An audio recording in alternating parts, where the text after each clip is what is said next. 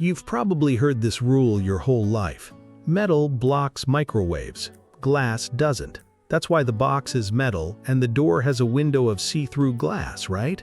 Wrong. Look again. That window isn't glass with the metal trim. It's covered edge to edge in a sheet of perforated metal. Hundreds of tiny holes, punched straight through steel, sitting right where the energy is supposed to be trapped.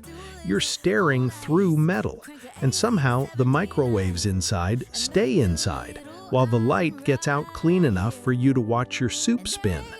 How does a solid sheet of metal let your eyes through, but not the radiation cooking your dinner? Here's the first piece. Microwaves aren't tiny. As far as electromagnetic waves go, they're huge. The ones your oven uses are about 4.5 inches long, tip to tip. Visible light, the stuff bouncing off your food and into your eyes, is almost 500,000 times smaller. So when engineers punch holes in that metal screen, they're not guessing. Every hole is designed to be far smaller than a microwave wave, but still enormous compared to a wave of light. To a microwave, those holes might as well not exist. To light, they're wide open doors. Think of it like a chain link fence. Throw a beach ball at it and the ball bounces straight back. It's too big to fit through any single gap. Now shine a laser pointer at that same fence. The beam slips through the gaps like they aren't even there. Same fence, same holes, completely different outcome because the size of what's hitting it changes everything. That's exactly what's happening on your microwave door. The oven's radiation is the beach ball. Light is the laser. But why does the metal stop the microwaves at all? Why not just let them through too, like the light? This is where it gets interesting. Metal is packed with electrons that move freely, and when a microwave wave hits a metal surface, those electrons slosh back and forth in response. That sloshing generates a mirror image of the wave, canceling it out and bouncing it back the way it came. It's not that the holes are blocking anything directly, it's that the metal around each hole is too good at reflecting, and the holes are too small for the wave to squeeze through before it gets reflected away. The wave essentially sees a solid wall, even though geometrically, most of that wall is empty space. So then why doesn't the whole screen just get hot, all that energy bouncing off it over and over every time you heat leftovers? Shouldn't it warm up like a pan on a stove? Here's the answer. Reflecting a wave doesn't require absorbing it. When light bounces off a mirror, the mirror doesn't heat up from that reflection alone. It's the same idea here.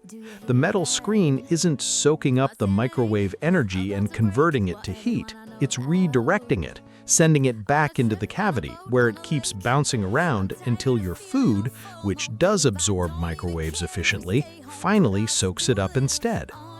This is also why the rest of the oven, the solid metal walls with no holes at all, works on the exact same principle, just without needing to let anything through. Wall, door, mesh, different shapes, same physics.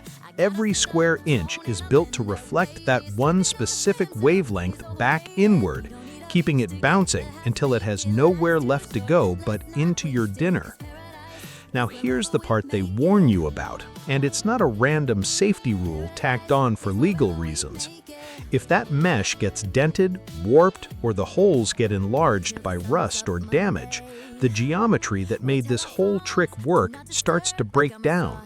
A hole that's still smaller than a microwave wavelength blocks it fine. A hole that's been stretched or torn past that threshold stops being invisible to the wave. Suddenly, energy that should be reflecting back into the oven has a path out. That's why a cracked or heavily scratched door screen isn't just a cosmetic issue. It's the one thing standing between you and radiation escaping through a gap it was never supposed to fit through. And this same trick shows up everywhere once you know to look for it. Step into a room designed to block cell signal, and you'll find the same logic in the walls. Get an MRI scan, and the room around that multi-million-dollar machine is built the same way. a metal shell with carefully sized gaps, keeping outside radio noise from corrupting the image and keeping the machine's own signals contained.